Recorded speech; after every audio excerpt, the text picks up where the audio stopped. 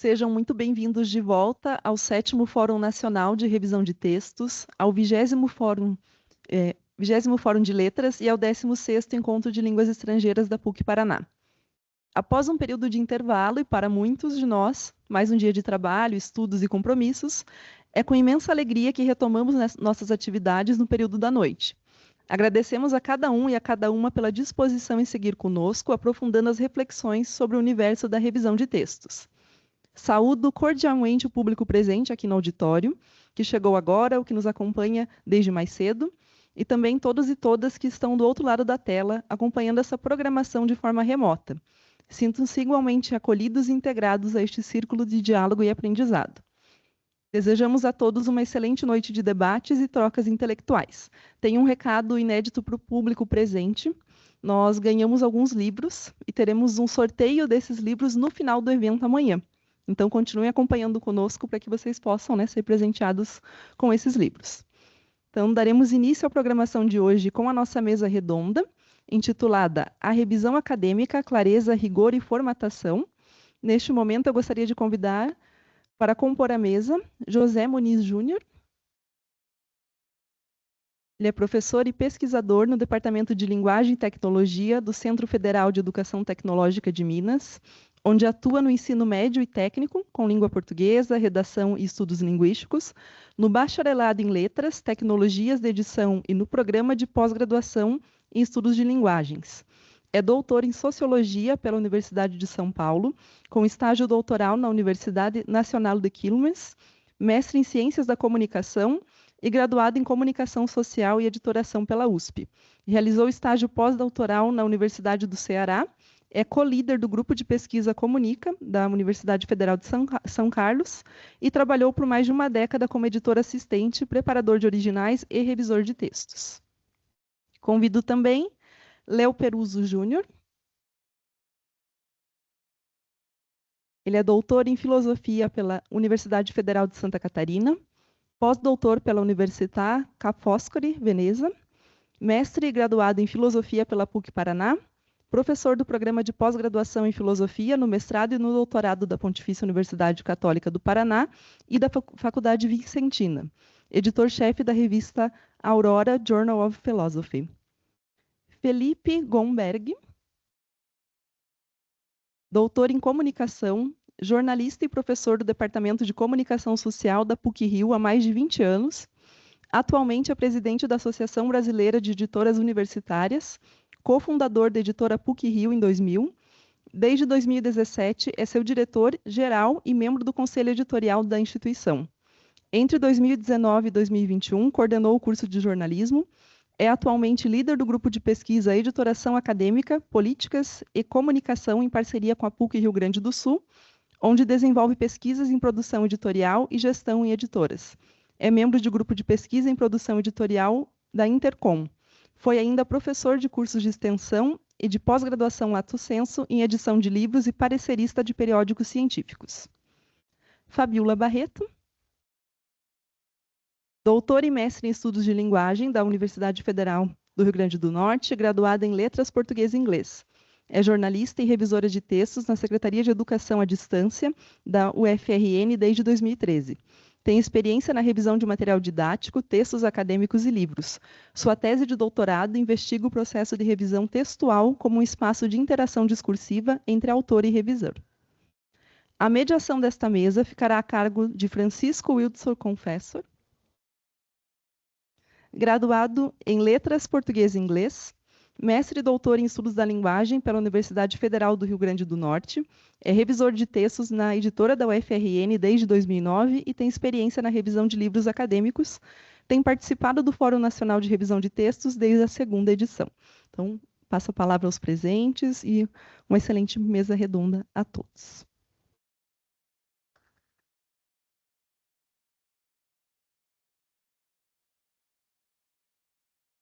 Boa noite, só para lembrar, cada participante terá 17 minutos para a sua fala. Quando chegarem faltando 5 minutos, eu levanto essa plaquinha improvisada aqui para vocês. Vamos começar com o professor José Muniz Júnior.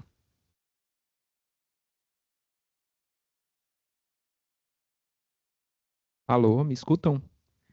Ótimo. Eu vou seguir a praxe de hoje de manhã e vou falar no púlpito para facilitar um pouquinho a minha leitura, né, do meu material. Então, antes de mais nada, boa noite a todos e todas. Quero agradecer, como muitos já fizeram, né, a organização do evento. É sempre muito bom ver o fórum que tem acontecido há tanto tempo se renovando, voltando a acontecer e a reunir as pessoas, né, depois de uma última edição brilhantemente organizada na URGS, em Porto Alegre.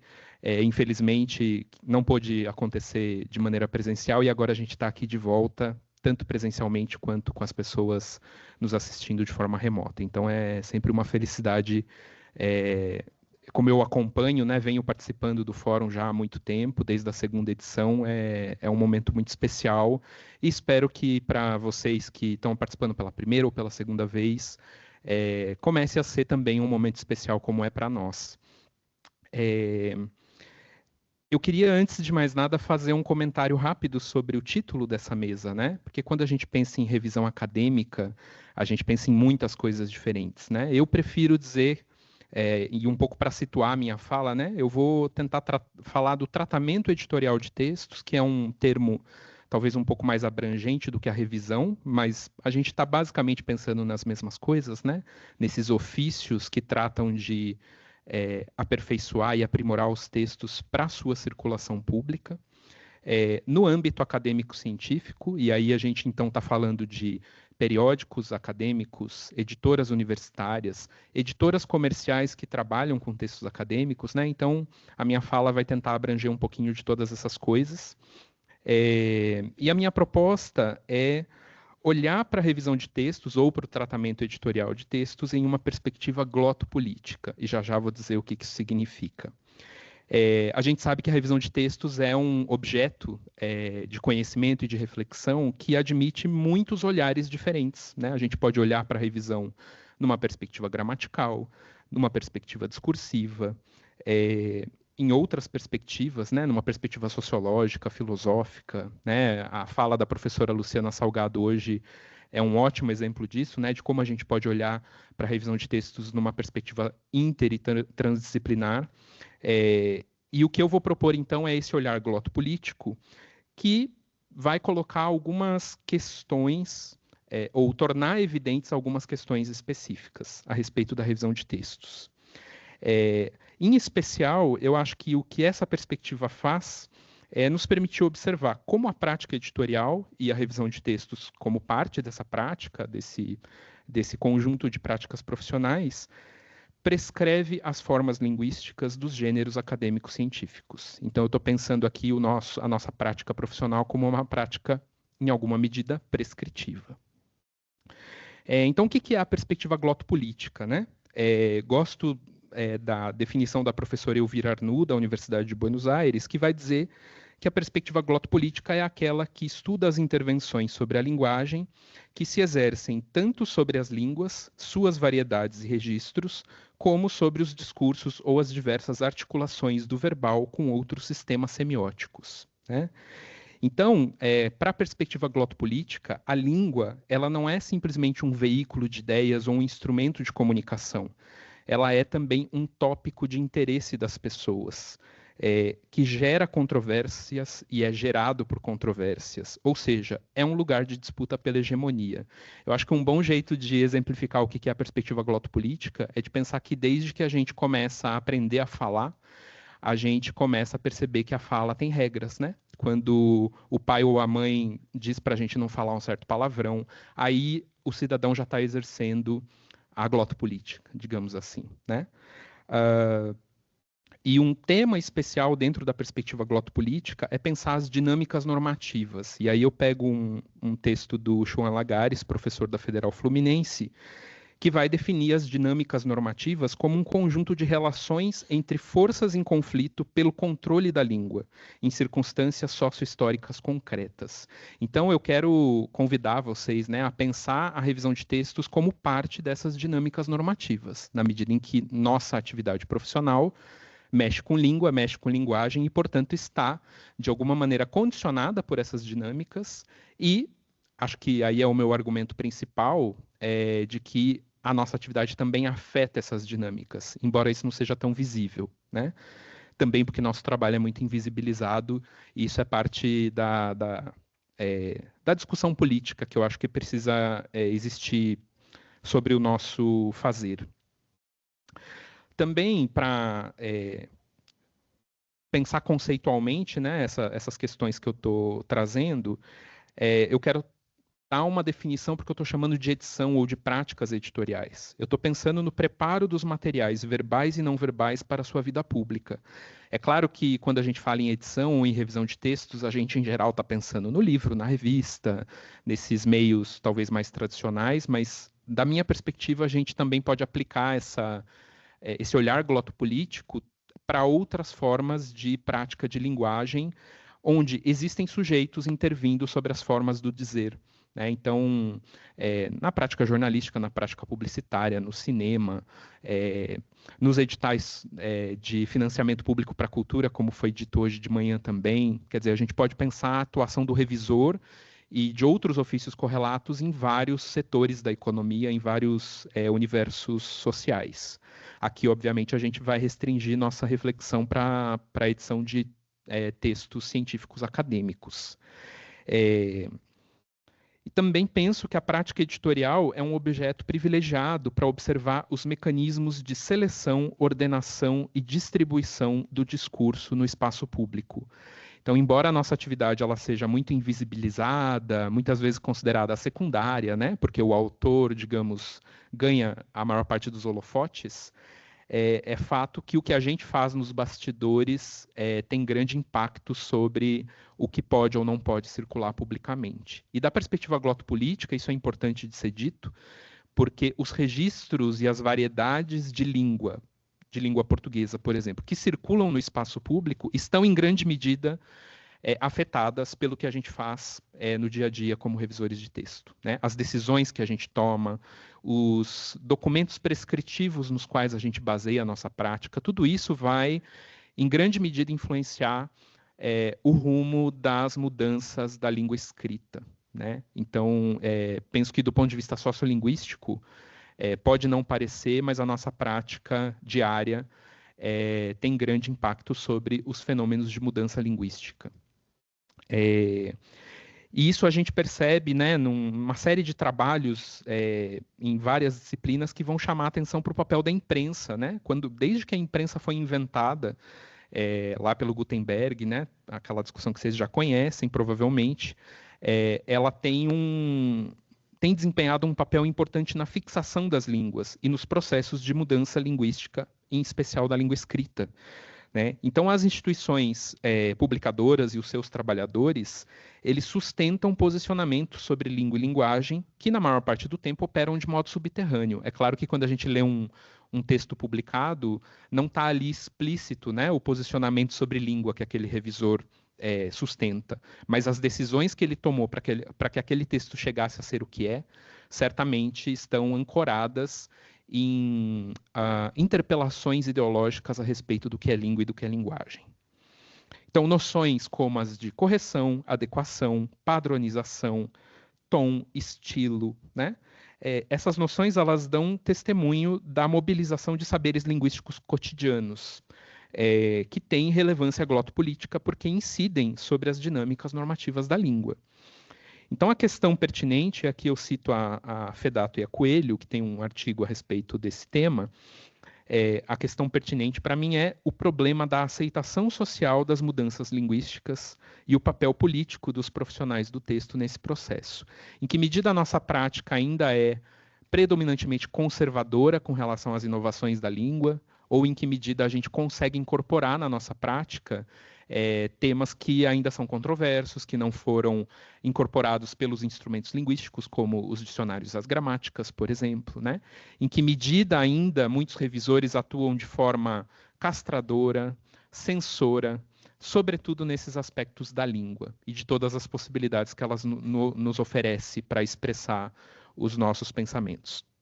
Bom, e aí, para exemplificar, né, essas questões glotopolíticas, eu trouxe 3 tópicos, e que têm diretamente a ver com o texto acadêmico científico. O primeiro é de uma crítica que se tem feito nos estudos glotopolíticos da padronização como uma homogeneização autoritária dos sentidos, né? E aí, se eu fosse colocar um slide, eu ia trazer um exemplo do último congresso da Abralin, que aconteceu no início desse ano, porque o congresso da Abralin, Associação Brasileira de Linguística, e no template das apresentações, eles mandaram para a gente, né, para os congressistas, e disseram assim: as apresentações devem ser estruturadas da seguinte forma.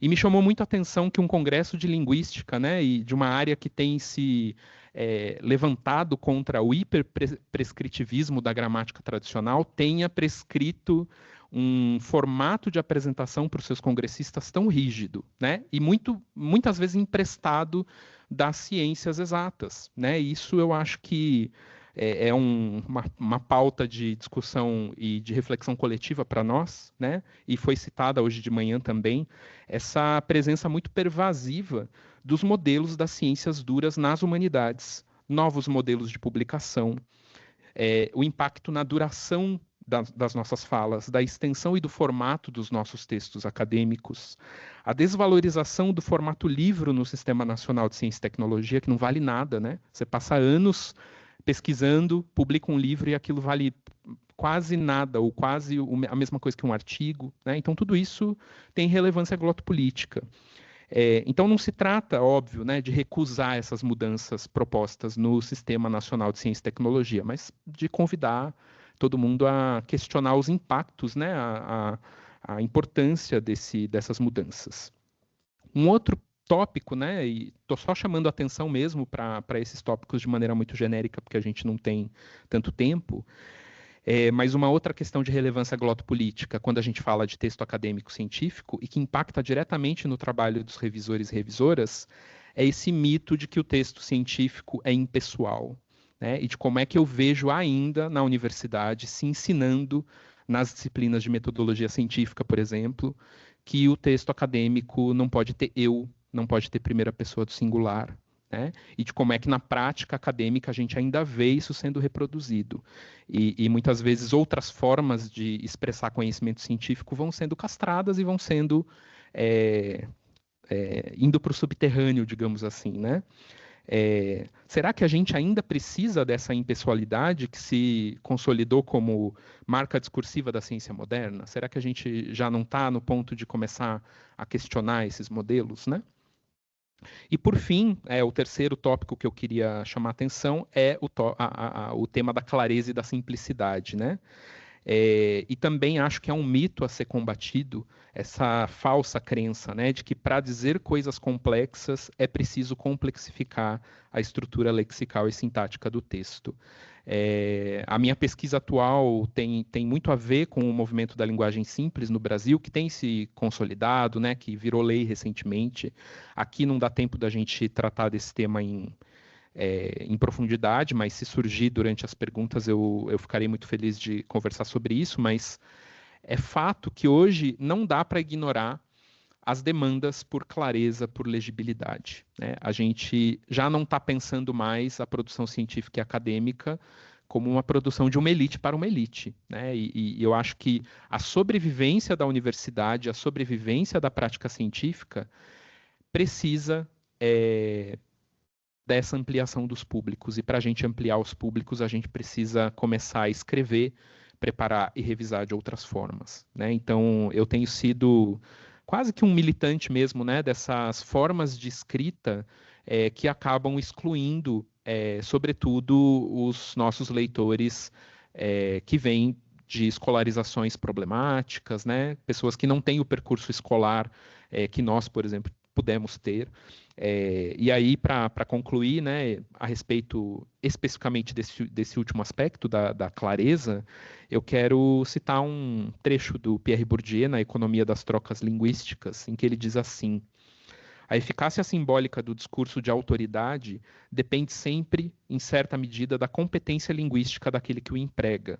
E tanto mais, é claro, quanto a autoridade do locutor encontra-se menos claramente institucionalizada. Em consequência, aí é o ponto que eu chamo a atenção, o exercício de um poder simbólico se faz acompanhar por um trabalho sobre a forma. né? Então, a gente percebe ainda uma cultura acadêmica no Brasil de um trabalho sobre a forma do texto acadêmico que é pouco clara, que é excludente, né? E eu acho que nós, como revisores e profissionais do texto, a gente precisa encarar esse debate e pensar quais são os nossos limites de intervenção, até que ponto a nossa prática também não pode contribuir para democratizar a produção acadêmica, ou o oposto, né? Se a gente se omite com relação a essas coisas, a gente continua perpetuando um imaginário de que a ciência é para poucos, né?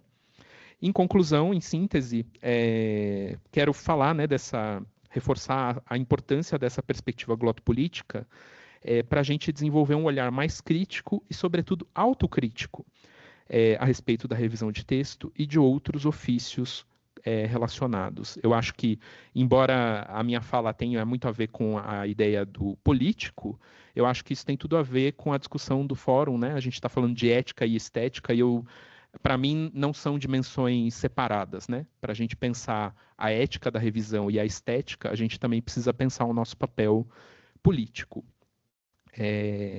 Então, quero agradecer por esse espaço de fala e dizer que, sobre tudo isso que eu falei hoje, vai sair um livro em breve. Então, não é para fazer propaganda, mas espero que já, daqui a alguns meses, saia o Glotopolíticas da edição. Obrigado.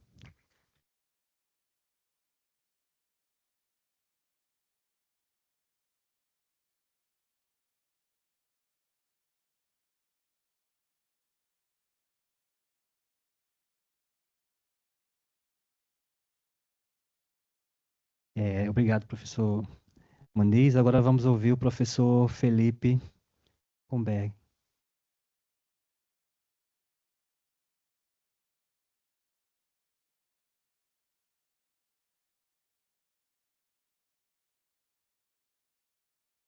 Olá a todas e todos. Muito obrigado pela oportunidade de participar nesse 7º Fórum Nacional de Revisão de Textos. É uma honra para mim, né? Eu sei que é um evento que tem uma trajetória muito bacana, né? E para mim, né, participar pela primeira vez, de uma forma muito humilde, venho aqui para aprender com vocês um pouco, né? E também poder trazer algumas das vivências que a gente tem nessa área, né? Então, agradecer à professora Rosane, agradecer ao Zé Muniz e a todas e todos também que, de alguma forma, participaram desse meu convite, e eu fico realmente muito lisonjeado. Bom, eu falo da perspectiva um pouco, né, da edição, né, da figura do editor. É claro que todo editor ele se constrói muito. Se puder colocar os slides, eu agradeço. Se constrói um pouco, né? Eu acho que todo editor ele teve um chão de fábrica, ele teve um alicerce, né? Que tem a ver com esse trabalho fundamental dentro da produção editorial, que tem a ver com o manejo do texto, né? Ou do aprimoramento. Acho que o Zé ele trouxe algumas, né, algumas sinonímias aí para a nossa produção, da nossa visão sobre o texto, que eu acho que é muito boa. Eu realmente eu acredito que o Zé traz uma conceituação muito importante para a área, né? Então, agradeço se a gente, né, entender esse trabalho da revisão, antes de tudo, né, da nossa perspectiva de edição, como um tratamento editorial, né? Acho que eu gosto muito dessa expressão de tratamento editorial. Quando ele falou, eu falei, opa, né, estou me sentindo um pouco mais em casa, né, entendendo que claro que a revisão de textos a gente vinha discutindo um pouco antes, né, que tem muito dessa contribuição da área de letras, né, da formação, né, do profissional de letras, que passa por essa perspectiva do texto, e até mais do que alguns de nós que emigramos da comunicação, né? Mas eu gostei muito do tema, né? E para não não arriscar demais aqui, queria conhecer um pouco mais, né, os tópicos, as abordagens, os temas, os enfoques, eu me ative a falar um pouquinho sobre como eu li esse título, tá, da nossa mesa e de que forma, como é que eu penso essas questões na perspectiva da edição. Então, para mim, né, a ideia de, pensando aí o subtítulo, né, da nossa mesa, clareza, rigor, formatação, né? Para mim, clareza, ela conecta com a dimensão da revisão, né? É isso que o Zé acabou de dizer aqui, né? A gente precisa de textos claros, de linguagem simples. Isso é o grande segredo do fazer em torno da revisão, né? É não complicar, né? Assim, é deixar claro, é tornar acessível, né? É fazer o texto circular, é fazer a ideia circular. Então, essa perspectiva de clareza conecta muito, para mim, né, com a dimensão de revisão.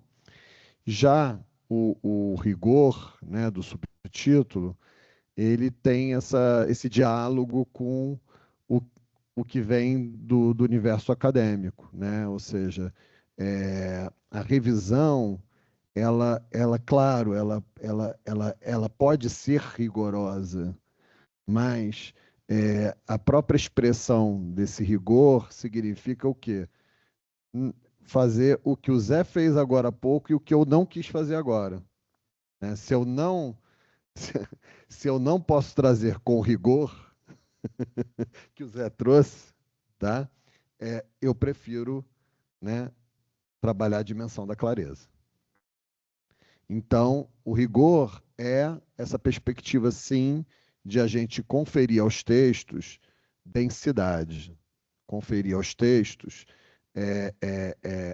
uma clareza que advém dos conceitos, que advém desse fazer acadêmico, né? Então, já uma revisão super rigorosa no sentido não da precisão, da busca pelo erro, né? de matar o erro, né? Digamos assim, de emendar corretamente. Isso a gente sempre tem essa perspectiva, mas o rigor, o ser rigoroso demais numa revisão às vezes, você não dá chance para o texto, não dá chance para o autor. É fácil você negar um original dizendo, olha, faltou rigor, né? Faltou rigor acadêmico, né? Então, assim, mas se faltou rigor acadêmico, devemos cancelar o texto?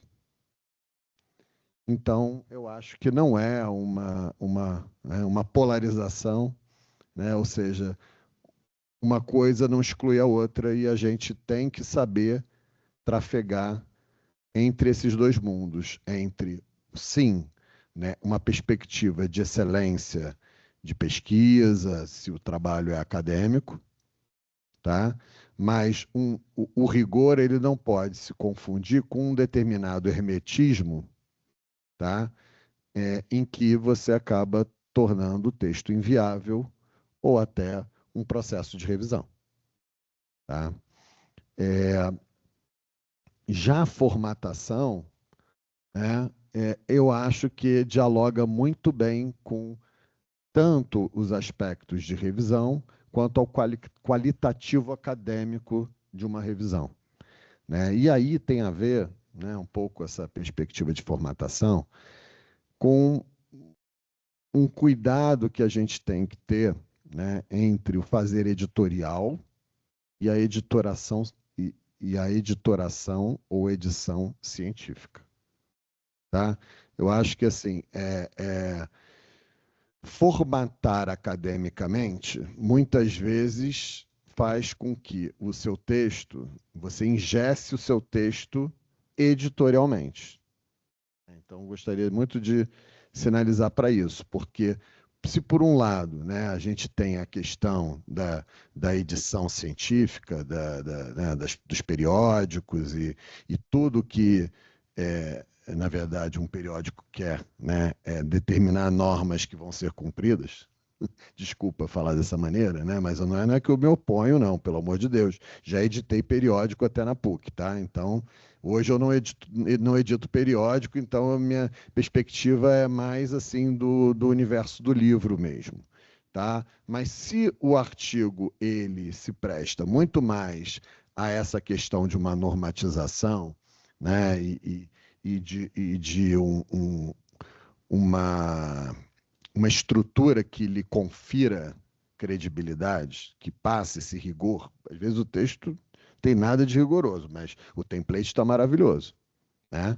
Então, sim, formatação remete ao universo acadêmico, mas a revisão ela tem o tempo todo de formatação também, né? Quando a gente pensa na normalização dos originais, a questão da normalização dos originais nada mais é uma grande formatação do texto, né?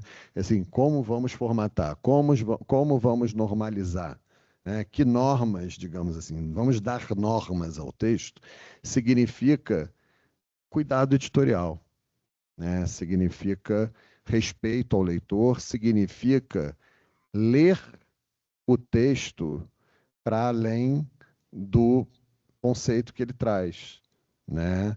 Significa mostrar que você leu, né? Desculpa, a frase ficou simplória, mas mas assim, você leu, né? Você leu, você revisou, você, né? E não é assim o leu, né? Como a gente viu hoje de manhã, a grande discussão que a gente tinha. Eu só tenho que saber depois do tempo, né? Tá tranquilo ainda, né? 7, tá, obrigado. Metade do tempo, ó, que beleza. Então, o ler, né, significa um pouco a gente não mostrar que a gente ler não é revisar, né? Mas muito texto não é lido, né? Não é lido efetivamente.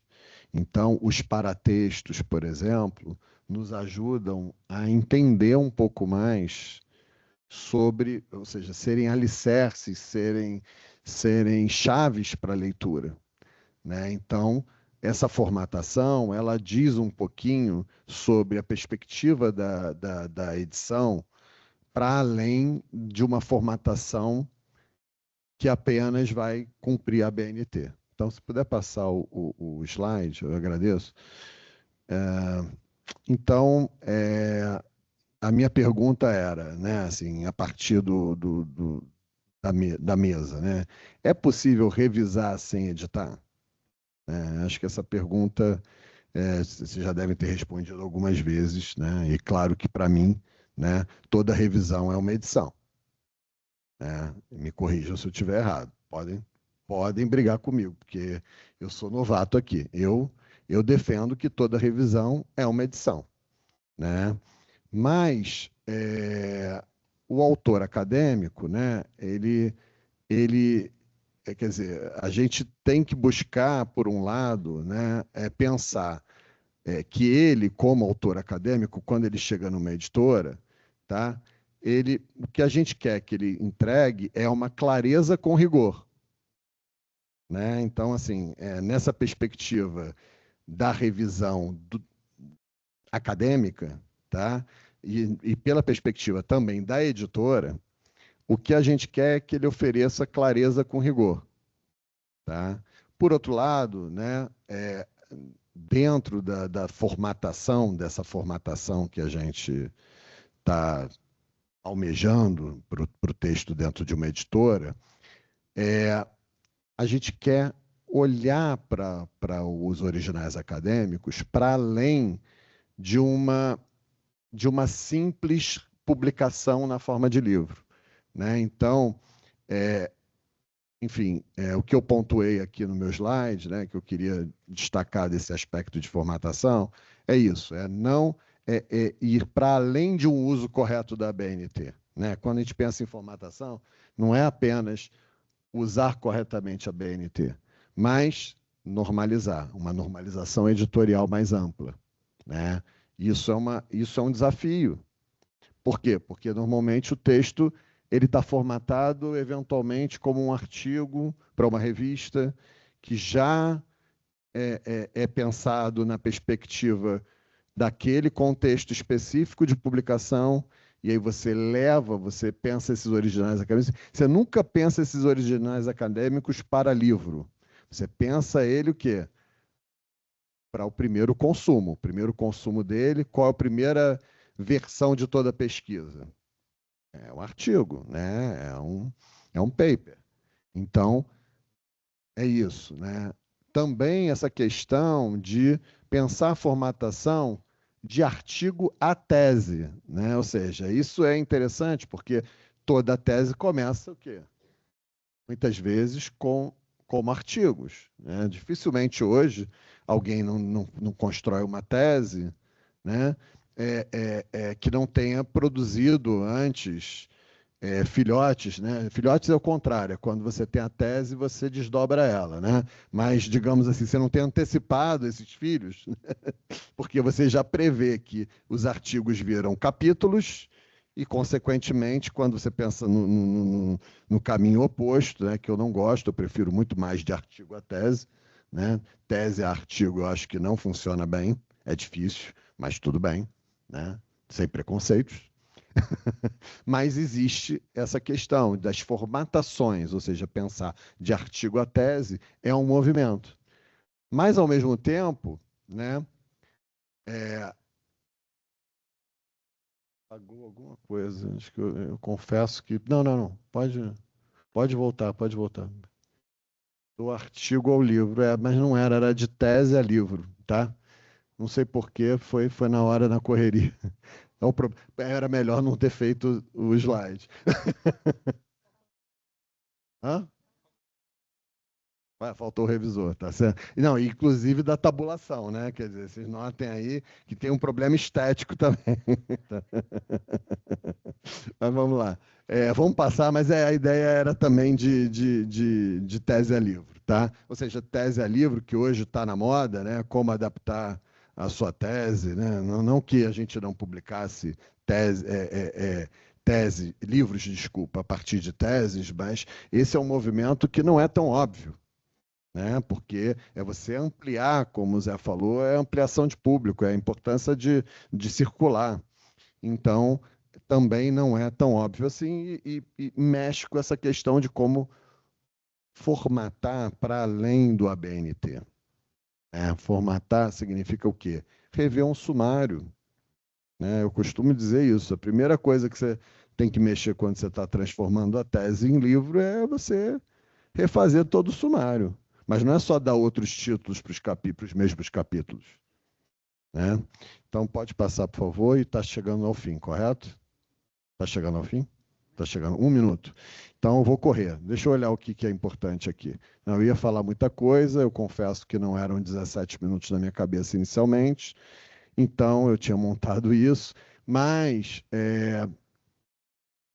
se não é possível revisar sem editar, a minha pergunta que eu devolvo agora para vocês: é possível editar sem revisar?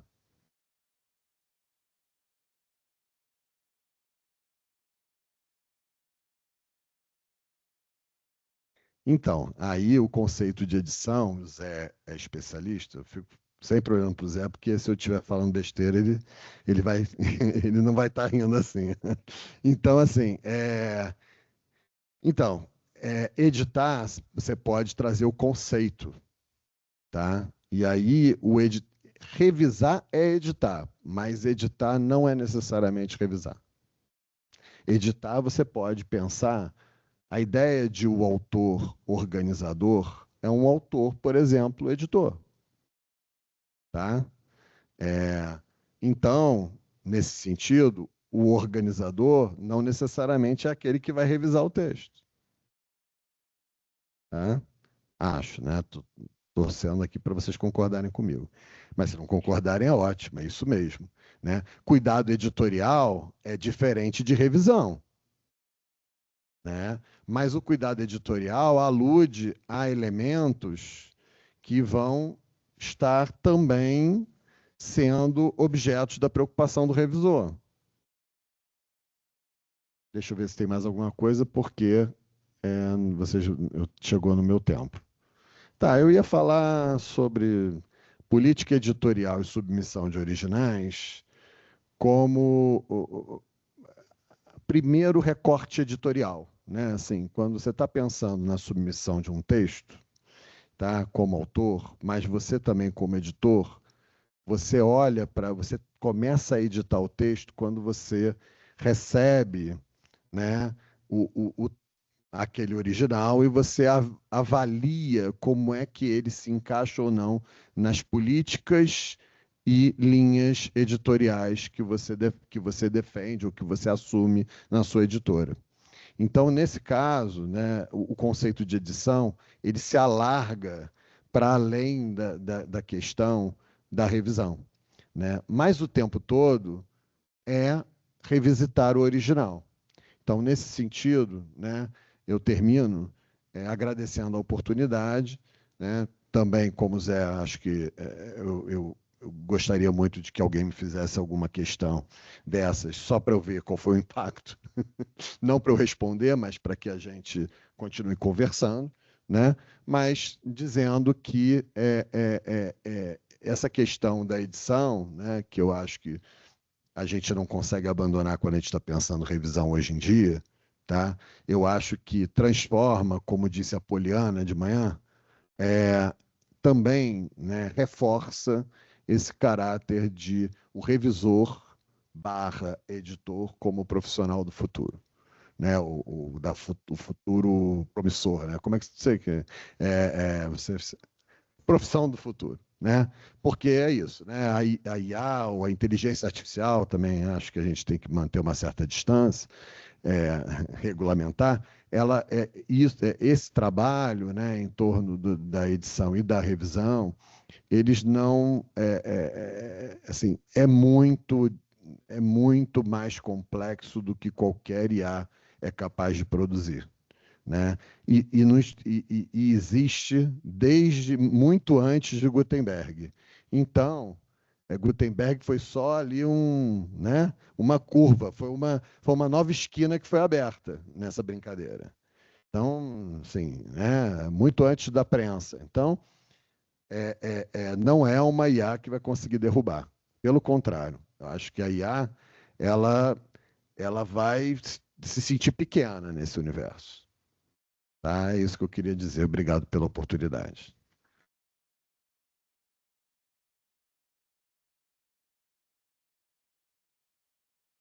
Agora convidamos Fabiola Barreto.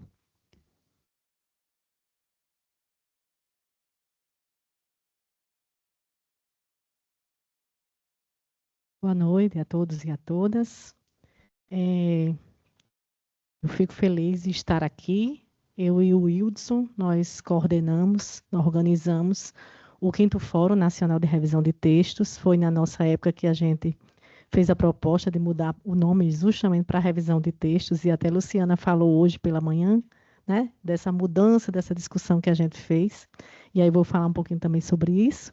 E foi um período feliz, porque tinha acabado de acontecer a pandemia e nós fizemos um formato híbrido, ainda algumas pessoas de máscaras, outras não, e a gente feliz de estarmos, né, nós estarmos juntos novamente, presencialmente, depois de um intervalo grande daquela pandemia. Depois foi para Felício, eu achei que finalmente nós iríamos, né, lá no Rio Grande do Sul nos encontrar, nós iríamos nos encontrarmos lá, nós iríamos nos confraternizar, e no final das contas, a enchente lá do Rio Grande do Sul impediu que nós estivéssemos presencialmente. Então, agora veio, sim, o grande momento, né, nesse 7º Fórum, nome 7, já o número da perfeição, em que a gente pode fazer um formato híbrido, mas que quem pudesse, poderia estar aqui, né, presencialmente. E aí, eu combinei com o José Muniz que ele ia falar da teoria e falar um pouco dessa prática, desse tema, né? Já que ele é professor, orientador, e eu fico mais na prática de revisão de textos. E eu decidi falar de trás para frente. Vamos falar primeiro de formatação, depois de rigor e depois de clareza. Então, em relação à formatação, eu queria dizer a vocês que todo o discurso ele está de acordo com o teórico Bakhtin, todo o discurso está encaixado em um gênero discursivo. Tudo que a gente fala está em um gênero discursivo. Então, se a gente está falando de trabalhos acadêmicos, obviamente ele vai ter uma forma, como aqui a nossa comunicação está tendo uma forma, né? A gente tem uma introdução, desenvolvimento, conclusão, tem uma minutagem para falar, e isso a gente obedece a uma formatação e obedece a uma norma, seja qual discurso for. Então, o discurso acadêmico ele não é diferente, ele obedece a uma formatação. Essa formatação tem um projeto gráfico, existe uma padronização necessária, e essa padronização, se vocês forem olhar, nos dá até um descanso, um sossego, uma tranquilidade. Porque imagine, se não houvesse padronização, alguém ia colocar o nome introdução com glitter, ia colocar uma capivara, alguma coisa assim, e cada tese, dissertação teria um formato, uma cara diferente, e a gente não ia saber o que fazer. Então, quando você tem uma formatação, isso lhe dá uma certa tranquilidade. E essas normas, pelo menos as normas de formatação, como tem Vancouver, APA, a BNT, que a gente conhece, fazem parte, são os documentos que chancelam a glotopolítica que Muniz falou. E nós, os revisores de texto, nós somos a personificação, a encarnação dessa glotopolítica, porque, às vezes, o orientador não entende de normas, a pessoa, o autor que nos contratou também não entende de normas, e nós somos essa personalização dessa criatura, desse sujeito que vai colocar essas normas para funcionar e que vai dar cara de texto, né, dar cara de tese ou dissertação àquele texto acadêmico. Mas ninguém fala, e pegando um pouco da fala de Poliana, né, a inteligência artificial pode até fazer essa formatação de ABNT, de APA, seja lá qual for a norma adotada, mas não vai substituir o sujeito revisor que vai fazer aquela leitura anotada, como Luciana fala, em que a gente vai conversar com o nosso, vai fazer aquela interlocução com o autor e apontar problemas lá. Mas vocês já ouviram falar todas essas normas, Vancouver e APA é mais para a área de saúde, a BNT é que a gente mais trabalha. Normalmente, a maioria dos revisores de texto começa a trabalhar e pagar seus boletos com revisão de texto acadêmico, então é assim que a gente começa. Mas ninguém falou de uma norma que, assim, só circula boca pequena, que é a norma segundo o coração do orientador, né? Então, às vezes, você se prepara, você estuda, faz cursos de ABNT, aprende tudo, está na ponta da língua, mas aí o orientador faz outra coisa completamente diferente. E aí vem a questão do rigor, né? Então, quando acontece isso, às vezes eu recebo propostas de intervenção no texto, e às vezes até o autor do texto, às vezes de livro, ele diz, olha, se você não quiser colocar seu nome, não tem problema. E eu costumo dizer assim, que também com base em Bakhtin, quando você assina o texto, que ele diz, né, você não tem álibi. Então, o autor, ele é responsável pelo texto, não somos nós, revisores, que somos responsáveis. Nós fazemos uma leitura empática, nós tentamos dar legibilidade ao texto, nós fazemos um trabalho para ajudá-lo a trazer esse texto de uma forma mais bem escrita para os leitores, né? Que possa ser mais bem recebida. Mas nós não assinamos o texto, nós não somos o dono dele, os donos do texto. Então, o que é que acontece? Essas normas, às vezes, vêm coisas bem esdrúxulas. Por exemplo, na BNT diz que só pode ter epígrafe no início de cada sessão. Aí eu já peguei textos que tinham em cada sessão e subseção epígrafe, o texto todo epigrafado. O que é que a gente vai fazer? Revisar e dizer, ó, é assim que a ABNT diz, mas você resolva com o seu orientador, com a banca. Se tiver algum problema, eu estou avisando a você que é assim. Então, a gente precisa apenas dizer isso para a pessoa que está nos contratando e falar sobre isso. Quando a gente fala em rigor, para que a gente represente, né, personifique e encarne essa glota política, a gente precisa conhecer a norma. Mas é necessário esse rigor todo? Como eu falei para vocês, vocês vão receber todo tipo de texto que vocês nem conseguem imaginar o que pode acontecer. Então, na minha tese, eu coloquei algumas competências do revisor, não vou dizer todas que tem aqui, mas, assim, condição sine qua non, a gente precisa ter conhecimento da norma, a gente precisa conhecer esse rigor, a gente precisa dominar os diferentes tipos de linguagem e os gêneros discursivos. Então, se você está revisando uma tese, uma dissertação, um TCC, um livro, você precisa conhecer essas normas, sim, você revisou.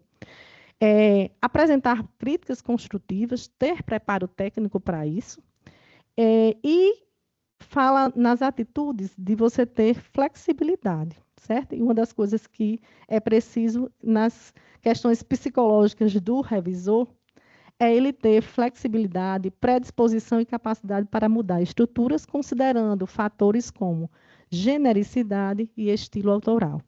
Quando eu falo em estilo autoral, eu lembro de uma aluna de graduação da UFRN, ela era aluna de filosofia e ela é cordelista, o nome dela é Rosa Regis. E toda a graduação dela, até o TCC, ela escreveu tudo em cordel. O TCC dela foi escrito em cordel. Isso foi uma confusão, mas ela conseguiu fazer isso porque era estilo autoral dela e ela é conhecida hoje, lançou vários cordéis, vários livros lá na UFRN. Então, ela escreveu isso também. Isso eu estou falando de uma coisa assim, o mais esdrúxulo que poderia acontecer em relação a uma padronização, a uma formatação de um texto.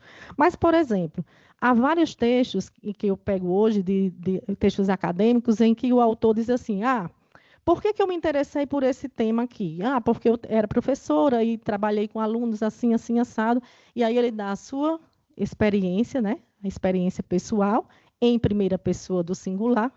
E aí, na segunda sessão, ele começa. A metodologia adotada neste estudo, Aí começa a esquizofrenia. Começou um eu e depois passou para um nós. Né? E hoje, você diz assim, mudou aqui a pessoa. Não, mas vai ficar assim mesmo que lá na academia, no meu curso, não tem problema. Meu orientador disse que poderia ser assim.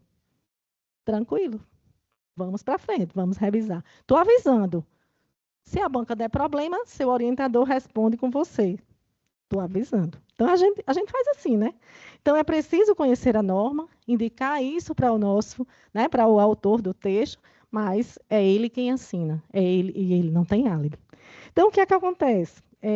Acontece também, por exemplo, de você pegar textos que a pessoa faz questão de escrever, por exemplo, o enfermeiro e a enfermeira do trabalho. Não basta colocar o azinho de feminino, a pessoa quer colocar o enfermeiro e a enfermeira do trabalho. E o texto tem de estar todo marcado desse jeito, do começo ao final, e a gente precisa, né, como fazer a formatação, a padronização, obedecer a isso. Muita gente hoje, há muitas discussões também, por exemplo, sobre pronome neutro, né? Pronome neutro não pode. Isso, norma culta, uma dissertação em tese sobre pronome neutro. Mas e se a pessoa estiver discutindo essa temática?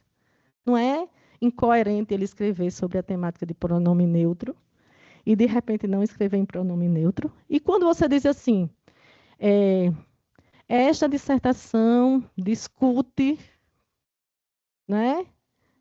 Nesse lugar, nota-se, avalia-se. Isso não é neutro também, não, né?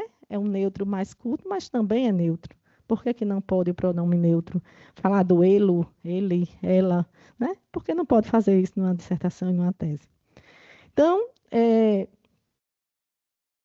continuando, vamos falar agora, discutir a questão da clareza. Quando a gente fala em clareza, essa palavra ela tem muitos sentidos, né? Só abrindo um parêntese, quando a gente falou de revisão, fórum de revisão de textos, houve uma discussão para mudar, porque ia ser revisor de textos, né? Luciana até falou isso pela manhã, ela disse, Fórum Nacional de Revisor de Texto não deveria ser melhor, porque não tira a pessoa que está fazendo. Aí eu disse, mas aí vai ficar revisor e a revisora. E a maior parte dos revisores, né? Revisora. Aí vai ficar, o revisor e a revisora de texto vai ficar muito grande, do mesmo jeito a gente queria economizar justamente para ficar com a estética, né, mais interessante. E aí a gente decidiu, digamos assim, meio que tirar o nome revisor, justamente por essa questão de gênero e deixar a revisão, que seria o trabalho. E aí a gente fez uma escolha por uma coisa e acaba, né, invisibilizando outra. Mas em relação à clareza, eu trouxe 3 pontos aqui, porque essa palavra tem muitos sentidos. Então, quando eu falo em clareza aqui, vou discutir a clareza da apresentação, a clareza da negociação e a clareza do tratamento. Vamos ver o que é que a gente pode falar sobre isso. Em relação à clareza da apresentação, Luciana também discutiu isso hoje de manhã, existem modos de marcar uma revisão de texto. Se você pega o Word, por exemplo, ele marca assim. Aí eu fico imaginando o autor do texto mandar o texto para a gente e quando ele receber assim. Então, essa mancha gráfica, né, a parte toda escrita se chama mancha gráfica, a mancha gráfica está manchada, né? Está poluída, está ruim de entender, de compreender. Imagine o cliente receber uma coisa dessa. É bastante complicado, essa é a ferramenta do Word. Eu já vi outros, pelo menos na UFRN, também se adota assim, de colocar com marca-textos, né? Como a gente faz leituras de textos assim. Eu também me assusto quando eu vejo esse texto todo marcado dessa maneira. Eu ainda acho muito poluído e muito confuso. Eu já recebi um texto desse. Essa parte em vermelho é para fazer o quê? Essa parte em azul é para fazer o quê? Né? Vamos nos colocar no lugar do autor? Como é que a gente resolve isso? Normalmente eu reviso assim, ó, eu acho isso uma forma de clareza também. Né? Eu reviso assim, ó, assegurou e assegurando. Eu pinto em amarelo para destacar, mostrar que está repetindo a palavra muito próxima. E já faço a marcação de riscar um dos usos para mostrar para ele que ele pode retirar justamente porque está repetido muito próximo. Em azul, eu marco as alterações que eu fiz. Mas, mesmo assim, com esse texto aparentemente mais claro, a gente ainda manda uma legenda para o autor, dizendo, em azul estão as marcações de língua portuguesa, em laranja as marcações de ABNT, em amarelo estão textos repetidos muito próximos. Então, a gente ainda precisa dar mais clareza para que o revisor, que o autor possa entender as alterações que nós estamos propondo. Lembrando que são sugestões e que nós não somos autores do texto. É ele quem dá a última palavra. Outra questão da clareza tem a ver com o que é clareza. Porque, por exemplo, eu trouxe 2 textos, se vocês forem olhar, as autoras dos textos são mulheres negras. E olha o que é que ela diz. Contratem comunicadores e, se possível, um corpo de funcionários pretos com consciência racial. Além disso, estudem sobre o assunto. A língua também é uma forma de oprimir. Até a palavra esclarecimento tem viés racista. Reconhecer é importante, mas adotar políticas de reparação é primordial. E a outra também diz, a outra também diz, esclarecimento. Esclarecimento é tornar claro, o que também é uma referência racista. Para o audiovisual, algo claro não é funcional. O ideal é que as coisas se tornem nítidas. Então, observe que até usar o nome esclarecimento pode ser problematizado. E eu trouxe um exemplo só dessa mesa da gente, que pode problematizar, mas há muitas outras palavras no texto que podem ser problematizadas e que a gente pode fazer uma leitura anotada para o cliente que nos contratou. Por exemplo, a palavra denegrir. Eu tenho um exemplo de uma revisora, mestre da revisão, que ela uma vez falou com a pessoa que contratou e disse, olha, denegrir tem um viés racista, explicou para ele, e ele acatou no texto, ele mudou a palavra, e na hora da live ele falou denegrir. E aí ele utilizava, né, e ele não tinha esse sentido com ele. Mas, de qualquer modo, ele foi alertado e ele tinha consciência, né? E às vezes isso sai naturalmente porque a gente, infelizmente, naturalizou muita coisa. Mas hoje, por exemplo, a palavra índio não está sendo mais utilizada. Está sendo a palavra indígena, né? Porque indígena significa povos originários e índio é um elemento químico. Então, se você for olhar, há 20 anos a gente cantava a música de Bebe Consuelo, todo dia era dia de índio. Então, observar que também tem uma historicidade, a clareza das palavras, né? O uso das palavras, a gente precisa atualizar os termos. Então, hoje, usar índio é pejorativo, não deve ser utilizado, e a gente precisa, como revisor, também estar atualizado nisso, ter clareza também, né? Estar atento às palavras que a gente utiliza. E respeito aos direitos humanos, porque tem também algumas palavras, o uso de algumas palavras eliminam a existência de outras pessoas. E em relação ao tratamento, eu trouxe aqui um exemplo, minha tese, eu revisei, eu analisei a relação autor e revisor na ferramenta comentário. E eu queria mostrar para vocês, o revisor mandou o texto para o autor e botou assim, trecho confuso, precisa estruturar melhor as orações em conjunto com as citações. eu vi isso aqui e fiquei horrorizada. Eu digo, meu Deus. A pessoa que recebeu esse texto, o autor que contratou, ele está querendo que você faça, dê opinião sobre o texto dele? Isso, parece um professor, né? Ei, escreva melhor. Tá ruim, seu texto está confuso. Escreva melhor. Quer dizer, é tanto que o autor respondeu, manter. Curto e grosso, manter. Porque não é assim que nós, revisores, devemos agir. Até porque você dar sua opinião sobre o texto, você está dizendo a ele o que é que ele deveria fazer para melhorar esse texto? Como é que você está contribuindo? Como é que está seu olhar empático para o seu cliente? E eu trouxe aqui um texto semelhante de outra revisora, e olha a diferença do que ela diz. O período está sem sentido. Penso que está faltando algum termo, segue sugestão. E aí ela colabora com o texto daquela pessoa e não diminui o texto dele, ele não vai sentir. É tanto que ele diz, ó, acatada a sugestão.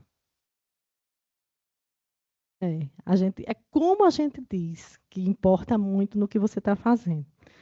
Então, por último, eu trouxe aqui um texto, foi uma revisora de ABNT, para você ver que às vezes a gente acha que está sendo claro, vou usar claro, mas porque está o texto na clareza. Acha que está na clareza. Por favor, inserir a fonte do quadro. Aí a autora responde, não há fonte, refiro-me aos meios na última coluna. Alguém entendeu o que foi isso que ela respondeu? Não, né? E eu também não entendi quando eu li. Mas acontece que às vezes a gente pensa que está sendo claro, está falando o que deve ser dito e a pessoa não entende. Inclusive, já aconteceu lá na CEDIS de a gente pedir a fonte a um cliente e ele responder Times New Roman.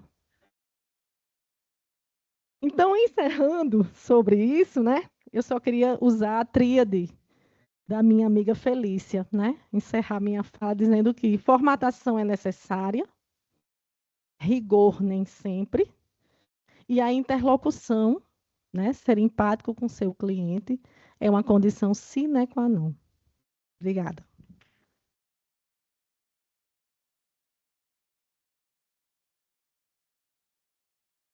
Obrigado, Fabíola. E agora nosso último trabalho dessa mesa com o professor Léo Peruso. A coisa poderia ter finalizado bem até aqui. Então, queria, antes de mais nada, agradecer o convite, em especial a professora Rosane, saudar aos membros aqui da mesa, na pessoa do professor Francisco, os professores que vêm de outras universidades. Desculpe o pedido para ter alterado a ordem, mas como eu sou de casa, pensei que vocês teriam aí minimamente uma prioridade nas suas apresentações. Então, eu agradeço mais uma vez o convite em estar presente. Me sinto um pouco deslocado com algumas questões, porque eu venho de uma área que é a filosofia da linguagem. Então, quando pensei um pouco o título aqui da mesa, e pensei também um pouco o que significa falar de ética e estética na revisão, obviamente estaria um pouco deslocado aqui das brilhantes apresentações que os professores fizeram. Embora minimamente penso que o que eu vou falar aqui talvez tenha uma pequena interlocução com questões aqui apresentadas pelos colegas diante do cenário que nós nos encontramos. Então, o título aqui da minha breve fala, e manterei aí os 17 minutos, como de fato, a partir de uma discussão que é a filosofia da linguagem, eu consegui fazer uma leitura do que significa pensar clareza, rigor e formatação e, consequentemente, também o título geral do evento, que é ética e estética. Então, o título aqui breve da minha fala é a forma da palavra e a forma do silêncio. Porque uma estética das palavras significa seu esgotamento. O ambiente, e falo obviamente a partir das questões de filosofia da linguagem. O ambiente filosófico da primeira metade do século XX foi responsável por produzir uma das crises mais profundas e significativas no campo das ideias. Autores como Frege, Russell e Wittgenstein, por exemplo, dedicaram longas notas para dissecar a linguagem natural, em detrimento da estrutura formal que sustenta uma linguagem perfeita. Isto é, uma linguagem que seja capaz de dizer o mundo de forma verdadeira. Nesse sentido, uma proposição verdadeira é, de algum modo, dizem eles, um espelho lógico de como o mundo deveria ser. Ocorre que o mundo é como é, As coisas são como são, e a lógica que figura o mundo não possui nenhum compromisso com a nossa lógica psicológica. É desse descompasso entre o projeto de uma língua perfeita, utopia da ciência moderna, como o professor menciona aqui, e os abismos da linguagem ordinária, que nasce o primeiro desassossego da experiência humana. As palavras não encontram ostensivamente o mundo. Exclamará então Wittgenstein: a linguagem saiu de férias. Curvados nessa condição, é preciso assumir que a linguagem, ou pelo menos uma parte que estuda a linguagem, está morta. Ou melhor, que as teorias filosóficas, algumas delas, ficaram doentes e que não há cura, pois sua patologia é um adoecimento linguístico.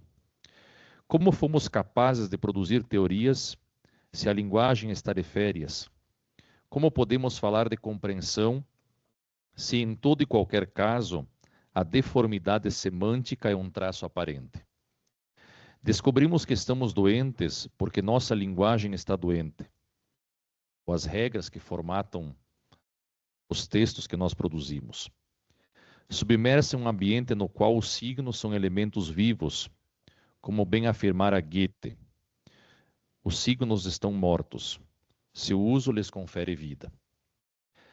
Assim, enquanto uma parcela dos debates acadêmicos, em particular aqueles de caráter filosófico e linguístico, esteve calcado no brio provocado pelo formalismo logicista, outra parte deparou-se com o estranhamento suscitado pela antropologia linguística que, sobre a posse do evolucionismo, foi capaz de declarar que uma imagem de mundo advém do olho das palavras.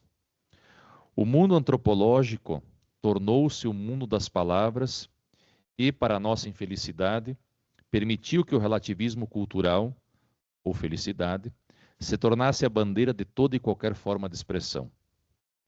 A forma da palavra, então, revelou-se criadora de mundos.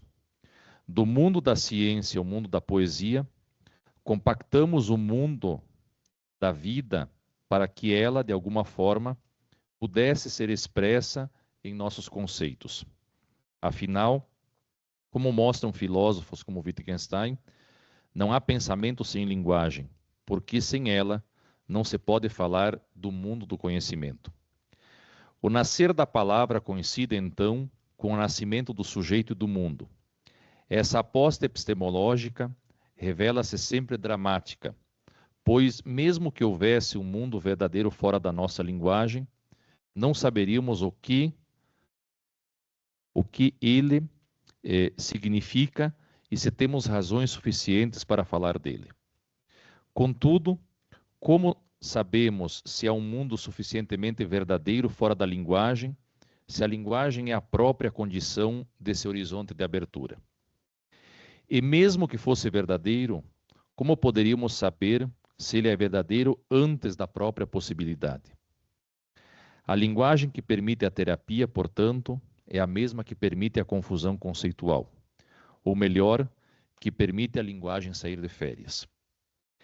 É nesse ambiente de encantamento das palavras que forjamos o fim da modernidade. A natureza, por um lado, passa a coincidir com o mimetismo das teorias e, por outro, submete-se às regras do discurso. Talvez o exemplo mais comum sobre o tema do que significa esse tipo de rigor seja o exemplo das produções filosóficas. Se a gente olhar para a história da filosofia, a gente vê produção em cartas, em confissões, em aforismos, enfim, em textos diversos. E hoje tem um modelo de produção de um texto de caráter filosófico. Esse é o exemplo mais comum daquilo que seria essa, abre aspas, castração do discurso livre. Não há espaço para a confusão, a dúvida, a incerteza, a indecisão e a perplexidade. Mesmo quem é capaz de duvidar, só o faz porque compreendeu as razões da dúvida. Aqui, o destino da interpretação, essa figura típica daquilo que Dilthey abriu às ciências do espírito, tornou-se descrição, isto é, escrever conforme o original. Por isso, já não era suficiente esboçar o mundo como um todo acabado, pois foi a vigilância sobre as palavras que se tornou o novo imperativo de controle sobre o pensamento. Pensar é um cálculo, ou então a experiência do próprio pensamento. Se pensar é um cálculo, como pensar a própria experiência do pensamento e transformá-la em discurso, escrito? Como voltar à experiência pré-originária do mundo sem recorrer à mesmidade permitida pelas palavras e pelas regras? Por que a lógica das palavras piedosamente confiou-se o exercício da semântica? Se entendemos o momento que nos perdemos na encruzilhada da pós-modernidade, temos um mínimo de razões para compreendermos como a inteligência artificial foi capaz de cooptar o exercício discursivo. Não estamos nos referindo às condições pedagógicas da IA, isto é, a possibilidade de que ela possa executar tarefas de revisão, tradução, criação de textos, como a professora acabou de fazer menção. É provável que seu aspecto funcional, como advoga um autor chamado Kurzweil, imploda a fábrica de cretinos digitais em 2045. Entretanto, não é dessa permissividade ou promiscuidade da IA que fazemos referência. Aliás, nem estamos tão longe desse amargo momento anunciado em tom apocalíptico. O que parece estar em jogo é a movimentação produzida pela superindústria do imaginário da IA. Um sistema que foi capaz de postular inteligência sem corpo, linguagem sem falantes, estrutura sem meio ambiente, signos sem conteúdo, cyberespaço sem espaço, tempo sem temporalidade. Uma superindústria do imaginário que forja a criação como um ato promovido pelo cruzamento de parâmetros e possibilidades. Afinal, por que o encantamento diante de um poema algoritmo produzido por IA, algorítmico, se já não somos capazes de produzir no mesmo instante das máquinas? Por que substituir o grosseiro das palavras pela civilidade da gramática digital? Essa me parece que é a pergunta talvez mais filosófica, pensando aqui o tema da mesa, a partir, obviamente, da filosofia. Por que substituir o grosseiro das palavras pela civilidade da gramática digital? Uma gramática que tem uma forma de produção. A questão, talvez, não é se tais avanços serão possíveis, pois eles já o são. A pergunta cada vez mais desafiadora é: por que nos perdemos no caminho do esgotamento algorítmico e optamos pela estética das palavras? Por que nosso imaginário coincide com o imaginário dos gestos políticos da IA? Por que a forma da palavra foi capaz de furtar as utopias do discurso? Isso, para quem escreve, nos livros que publiquei nos últimos anos, é sempre um desafio que exista essa coincidência entre o que as palavras efetivamente podem dizer num livro e como há, de fato, um percurso estilístico naquilo que vai ser produzido e vai ser colocado no mercado editorial. A superindústria do imaginário labora com um mundo límpido, sem rabiscos ou tonalidades borradas. Não há espaço para o cheiro das cores e o som das formas. A IA, ou pelo menos a utilização dela, foi capaz de nos convencer de que não há nada abaixo da superfície das palavras e que, portanto, interpretar é simplesmente desvelar o que está logo ali. É cômico, para não dizer grotesco, que a pluralidade interpretativa foi encorniciada, gosto desse termo em italiano, encorniciado, né? Foi curvada a parâmetros estilísticos. Alimentando-se da mesmidade de informações, programas de IA uniformizam pensamentos e, consequentemente, permitem o achatamento epistemológico de produtos, processos e da própria atividade criativa. Isso significa que, mais cedo ou mais tarde, a autodependência de informações do próprio sistema para produzir outras informações conexas será responsável por criar cópias cada vez mais fidedignas e, portanto, com menor potencial de criatividade. É evidente que, para manter a superindústria do imaginário funcionando, precisamos acionar mecanismos como alucinação, caixa preta, nuvem de dados, entre outros. O repertório é farto e gratuito quando se trata de justificar a opacidade técnica que sustenta o fascínio contemporâneo pelas máquinas inteligentes.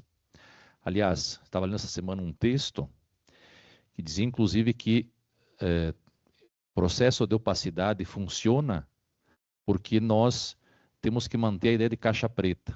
Quer dizer, o uso de tecnologias, especialmente para revisão, elaboração de textos, só funciona porque aquele espaço que ninguém pode entender tem que ser mantido assim. Porque se fosse diferente, não funcionaria. Precisamos notar que não há máquina sem desejos, assim como não há técnica sem imaginação, nem inteligência sem projeção humana sobre aquilo que ela produz. Por isso, o encorajamento produzido pelas máquinas inteligentes e o fascínio por usá-las para algumas coisas, entre elas talvez um trabalho de revisão, é inversamente proporcional à experiência humana de mundo. Máquinas estetizam as palavras. Máquinas estetizam as palavras. Máquinas apontam soluções. E quando não sabem, apontam falsas. Máquinas decifram incógnitas. Máquinas manipulam signos linguísticos. Mas qual a responsabilidade moral das máquinas diante de um resultado que não pode ser evitável? Se a inevitabilidade de resultados é seu programa, seu design é a forma da palavra. Esse breve exercício intelectual, e caminho para os finalmente, não tem a pretensão de infiltrar a tecnofobia como sintoma de um adoecimento humano diante das máquinas inteligentes. Ao contrário, pretende suscitar a hipótese de que a estética das palavras é uma das tantas características do imaginário produzido pela IA. Textos esteticamente perfeitos, com a presença de verbos coordenados, o professor que é editor deve conhecer de forma muito significativa isso, coordenados, presença de verbos coordenados e de juízos de valor concisos para todo e qualquer conteúdo. Estava lendo uma dissertação ontem, parecia que era a mesma que eu havia lido a semana passada de um outro estudante. Frases milimetricamente construídas e adjetivos gramaticalmente bem empregados. Já não nos damos conta de que a gramática foi colonizada pelo superimaginário da IA e que, mais uma vez, o monopólio econômico inspira a fugacidade de participação nos processos. A palavra de ordem é: crie, criando com a ferramenta.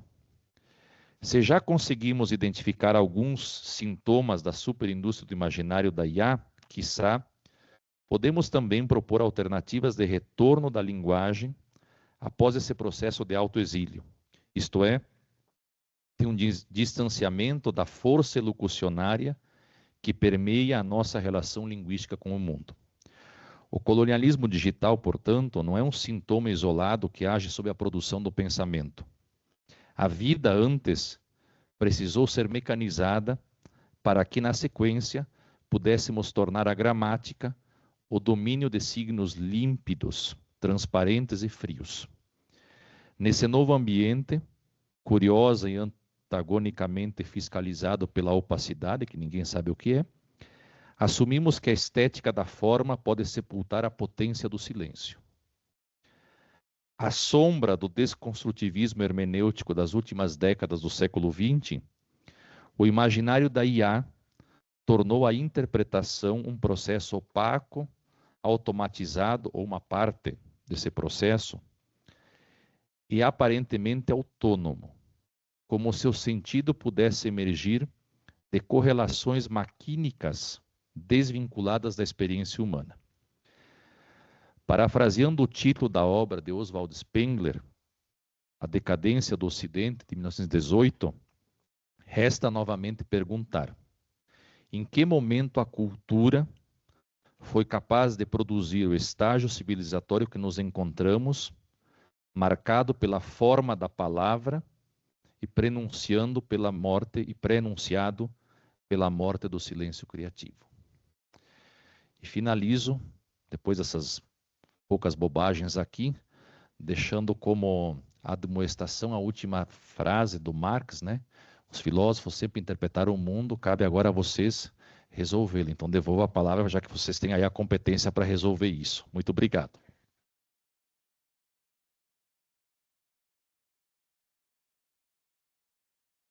Obrigado, professor Léo. Nós começamos a sessão com uns 10 minutinhos de atraso, então eu queria propor que nós tenhamos esses 10 minutinhos, né, tomados do intervalo entre esta sessão e a próxima, para a gente discutir, né? A gente queria ouvir vocês, os comentários, as dúvidas, as colocações de vocês que estão presentes aqui nesta mesa. Você pode levantar sua mão, né, fazer seu comentário ou pergunta. Começando com a Felícia.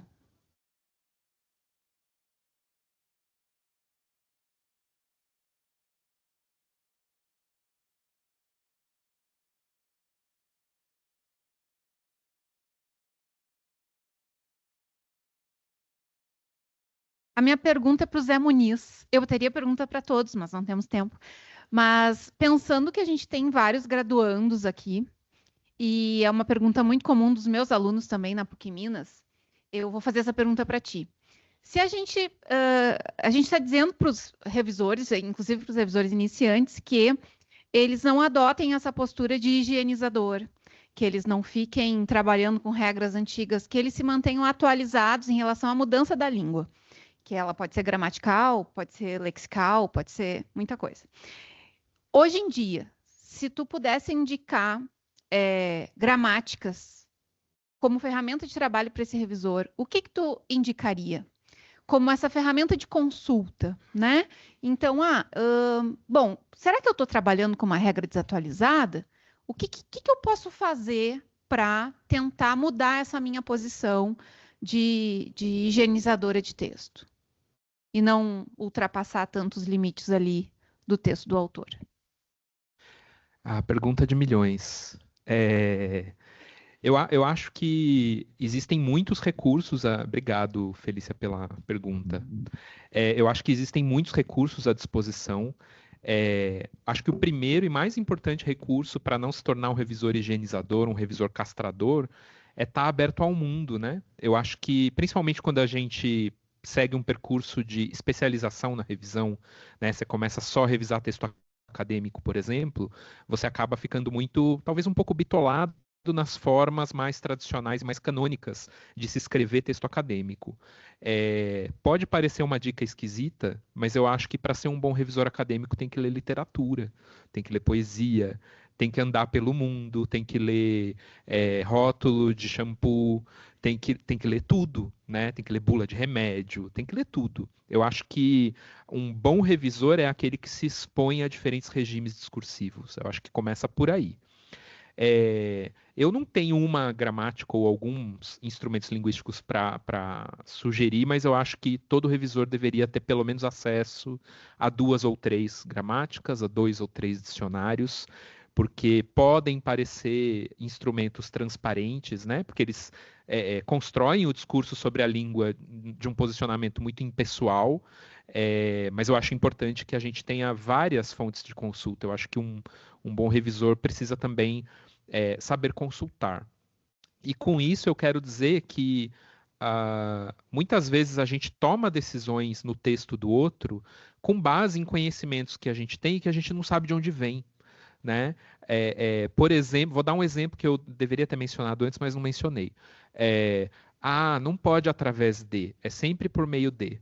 Né, que a gente vê muito revisor fazendo isso. Da onde você aprendeu isso? Uma vez eu perguntei para um colega, da onde você aprendeu isso? Eu não sabia. Não sabia de que gramática, mas é um conhecimento que circula, é o senso comum sobre a língua, né? Então eu acho que é essa atitude questionadora também. Onde foi que eu aprendi que essa forma é melhor que essa outra? Que essa é mais correta que essa outra? Porque se você souber de onde vem e quiser utilizar, faça isso com esse critério de sei de onde eu estou extraindo, né, esse critério de revisão, de normalização, de padronização, né? E acho que, sobretudo, quando eu falei da padronização como uma homogeneização autoritária dos sentidos, não estou me opondo à padronização. Eu acho que a padronização, como a Fabiola comentou, ela é importantíssima, porque ela guia o leitor, né, pelo texto. Ela dá para o leitor chaves importantes de leitura, para saber, por exemplo, o que é mais importante no texto, como é que os títulos e subtítulos estão, né, orientando uma certa leitura.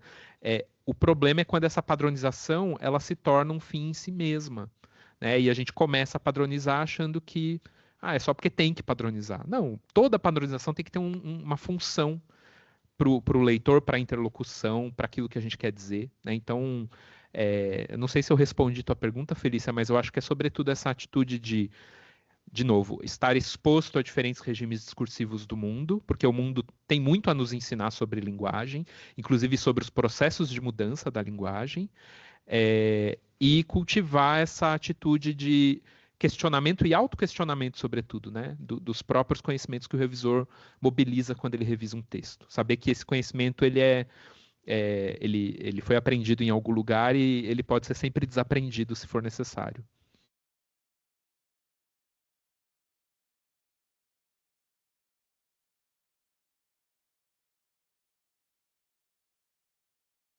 Oi, eu sou a Isabela e a minha dúvida é para a Fabiola. Na verdade, eu queria saber a sua opinião.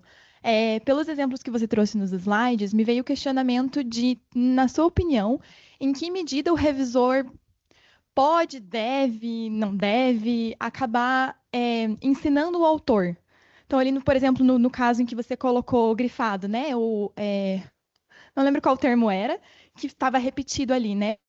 Você optou por sinalizar para que a sua escolha de substituir a segunda ocorrência fosse justificada de alguma forma, mas eu acho que isso também é uma forma de explicitar e ensinar o autor, né? Assim, ensinar talvez seja um termo muito forte, mas de explicitar de fato que, aqui você está indicando exatamente o ajuste que foi necessário, de certa forma justificando. E eu queria saber, na sua opinião, principalmente em revisão acadêmica, em que ponto o revisor tem esse papel, ou deveria ter, enfim, de alguma forma, claro, não justificar todas as alterações, mas poder aproveitar, de repente, a oportunidade para ensinar alguma coisa ao autor nesse quesito. Eu não diria ensinar, mas às vezes a gente precisa justificar. Por exemplo, quando a gente revisa um texto de um professor de matemática, dificilmente ele questiona qualquer coisa.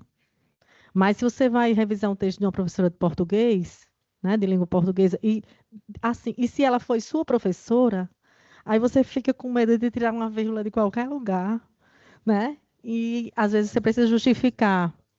Eu já revisei um texto de 2 professores da UFRN, que são professores doutores, que dão aula e tal, e quando eu fiz a alteração, imediatamente eu coloquei a justificativa. Professor, ainda printei a norma e coloquei lá que eu tinha feito com base naquilo ali. Então, a gente tem esse cuidado, dependendo de qual é a pessoa para quem a gente está, no nosso interlocutor, certo? A ideia nunca é ensinar, eu sempre digo, lá eu treino alguns bolsistas de revisão, e eu digo, olha, a gente revisa e é uma revisão à distância, você não está com aquela pessoa. Então, tem de ser o mais resolutivo possível. Naquela marcação que eu fiz da palavra, para dizer assim, assegurando, não tem nenhum problema de usar essa palavra, mas só que está muito próxima da outra, para ele ver que eu havia retirado, mas por uma necessidade. Às vezes eu mudo uma palavra do resumo e digo, olha, é porque de acordo com a BNT, o resumo requer isso, isso e aquilo. Então, depende da situação. Ensinar nunca, porque principalmente se você, pelo menos lá no nosso setor, a gente revisa textos de professores da UFRN, né? São os materiais didáticos que eles mandam criam para os alunos. Então, ensinar para eles é bem complicado isso, sabe, esse posicionamento. Então, a ideia é mais de alertar quando achar que é necessário e justificar quando achar que é necessário também. Mas, assim, eu sempre digo aos revisores, nunca faça coisa prescritiva. Por exemplo, você precisa colocar oração subordinada, pontuar, nunca, porque eu digo, gente, a pessoa não sabe o que é uma oração subordinada substantiva, objetiva direta, usa, mas não sabe o que é. Então, não faça essa coisa prescritiva. Sugira logo que é melhor, porque aí ele já vê, o texto dele está assim, você está sugerindo que faça assado. E aí ele vê se vai manter, se vai acatar a sugestão, é é mais fácil e mais rápido para a gente, né? Daqui que o professor nos devolva o texto, eu vou dar só um exemplo, posso? Só umzinho para terminar. A gente revisou o texto de uma professora nossa, de língua portuguesa. A revisora se tremia toda para revisar o texto dela. Veio para a gente, a menina revisou, né, e devolveu para ela. Na devolutiva da professora, ela disse: havia uma vírgula aqui indevida que escapou a minha revisão e a sua. Ou seja, ela escreveu, a própria professora escreveu a vírgula indevida. Quando voltou para ela viu que a revisora não viu e ela fez questão de mandar o recado dizer: você não viu o meu erro. Então, também tem isso.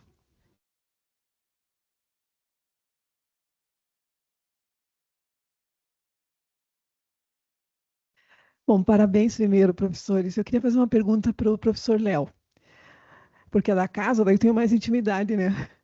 Professor Léo, há uma frase que você disse que me marcou, eu até anotei, fiquei aqui pensando.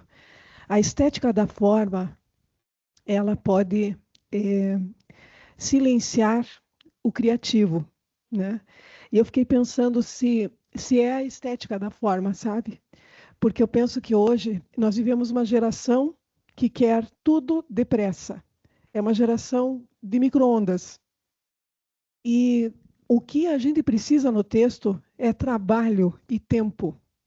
É reescrever e ouvir o outro que leu esse texto e que diz para nós com que competência a gente tem para se comunicar. Sem o outro não tem sentido o texto. Então a minha pergunta é: por que a estética da forma? Quando a gente lê de literatura, muitos autores que dizem que escreveram várias vezes, páginas inteiras, porque eles dedicaram tempo. E o que nós não temos é isso hoje. E eu sinto que vão buscar IA porque querem fazer depressa e fazer entregas.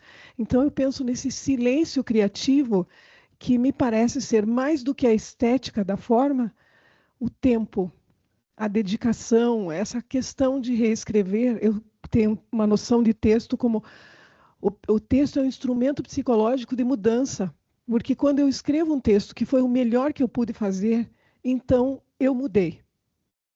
Então, eu falo isso para os meus alunos que estão fazendo TCC, né? E isso pode parecer rigor acadêmico, nesse sentido. Então, a minha pergunta é essa, professor, para a gente pensar um pouco mais. Foi muito filosófica a sua apresentação, então você colocou a gente muitas pulgas atrás da orelha. Tá bom? Não é uma pergunta, mas é um questionamento aqui. Muito obrigado pela questão, professora Rosane. Tenho que confessar que a professora Rosane, agora, né, foi minha professora numa disciplina há muitos anos atrás, aqui na universidade. Dividia com uma outra professora, comentei hoje à tarde, a professora Ângela Gusso. Então, muitas das coisas que eu aprendi se devem à senhora. Muito obrigado. Eu penso assim que realmente existe assim, são vários sintomas. Gostei muito de ouvir os colegas aqui que, de fato, tem um trânsito muito maior com isso. Vários sintomas que explicam o momento que a gente se encontra. Primeiro é que a gente não vive um amadurecimento do texto. Em geral, um autor que eu estudei, que é de fato o Wittgenstein, um autor aí dos anos 30 e 40, ficou 17 anos revisando um texto, para ter uma ideia do que é a maturidade de um texto, e chegou na vida e decidiu não publicar. Foi publicado póstumamente. Então, realmente, é um tempo em que, pela quantidade de informação, há uma diminuição dos textos e das imagens e das produções para que a gente consiga ver muito em menos tempo. Talvez o exemplo mais comum disso são essas postagens isso, exato, em que você tem poucos segundos para ver muita coisa ao longo do dia. Quer dizer, uma aula que talvez no tempo, a gente que é um pouco mais antigo, demorava 50 minutos, hoje tem as pós que são aulas de 7 minutos. Eu fui convidado para uma que eram vários módulos de 7 minutos. Aqui a gente tinha 17, estava ótimo. Então, tem esse sintoma, sim, o tempo. A gente não amadurece as condições para efetivamente entender o que significa polir as palavras.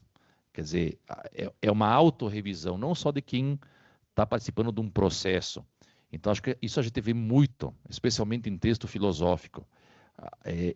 E o segundo sintoma, não só do tempo, que há talvez uma deformidade muito grande, que é essa produção de textos em geral, especialmente na parte acadêmica, de um modelo operandi, né, o modus operandi das áreas biológicas, químicas, etc., que tem absorvido cada vez mais o cenário da produção em geral. Eu gostei muito quando o senhor falou, professor, que é necessário esse repertório de literatura, de poesia, etc. A gente vive realmente um esgotamento disso. Se perguntar às vezes para um aluno assim, vocês já ouviram falar do Kafka? Talvez eles pensem que seja uma comida, não seja um autor. É esse sintoma do empobrecimento conceitual.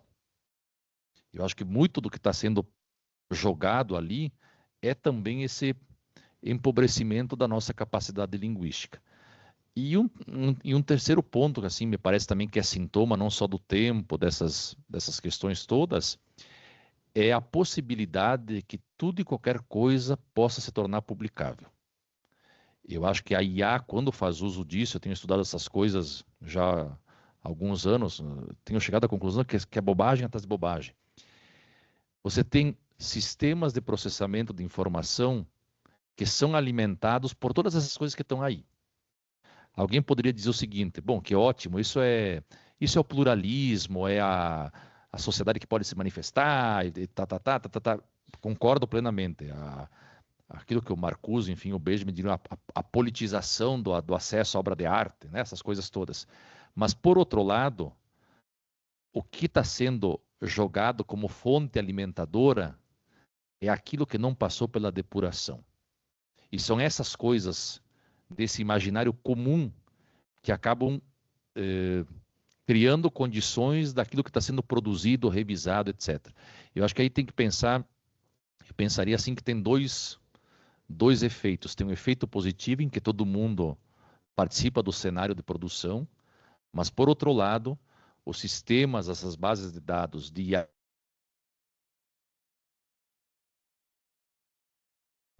pelo conjunto dessas informações que não passaram por essa depuração. A sua pergunta, realmente, professor, é bem instigante. Eu acho que a gente vive um quadro aqui, a palavra decadência é muito forte, mas eu acho que talvez a gente tenha que repensar se é esse tipo de percurso intelectual que a gente quer continuar jogando para frente. Obrigado.